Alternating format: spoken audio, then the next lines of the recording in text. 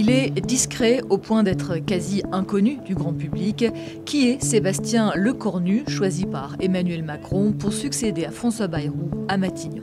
Je ne vais pas faire de grands discours puisque cette instabilité et la crise politique et parlementaire que nous connaissons commandent à l'humilité et à la sobriété.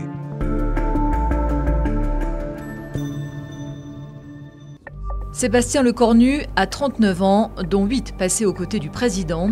C'est le seul ministre à avoir été de tous les gouvernements depuis la première élection d'Emmanuel Macron en 2017. Malgré l'instabilité politique, il s'est maintenu au poste stratégique de ministre des Armées ces 3 dernières années et avait déjà manqué de peu Matignon en décembre. Il a toute la confiance du chef de l'État, notamment depuis le mouvement des Gilets jaunes où il avait copiloté le grand débat national.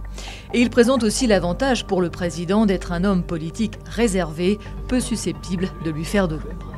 Originaire de Normandie, ce bon soldat est le fils unique d'une secrétaire médicale et d'un technicien de l'aéronautique.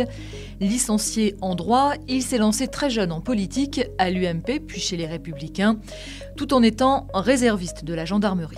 Il a battu plusieurs records de précocité en devenant à 19 ans assistant parlementaire, à 22 ans conseiller dans un cabinet ministériel et à 29 ans président d'un département, l'Eure, 1 an après avoir été élu maire de sa ville, Vernon.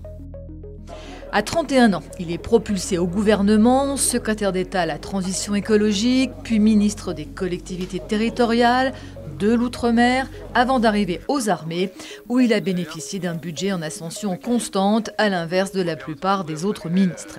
Proche de Bruno Le Maire, Gérald Darmanin et Édouard Philippe, issus comme lui de la droite, il a négocié pied à pied avec les parlementaires de tous bords pour faire adopter à la quasi-unanimité la dernière loi de programmation militaire. C'est peu dire qu'il aura besoin de ses talents de négociateur pour la mission qui l'attend à Matignon. Il va falloir aussi changer, être sûrement plus créatif, parfois plus technique, plus sérieux dans la manière de travailler avec nos oppositions. Mais je le dis aussi, il va falloir des ruptures. Et pas que sur la forme, et pas que dans la méthode, des ruptures aussi sur le fond.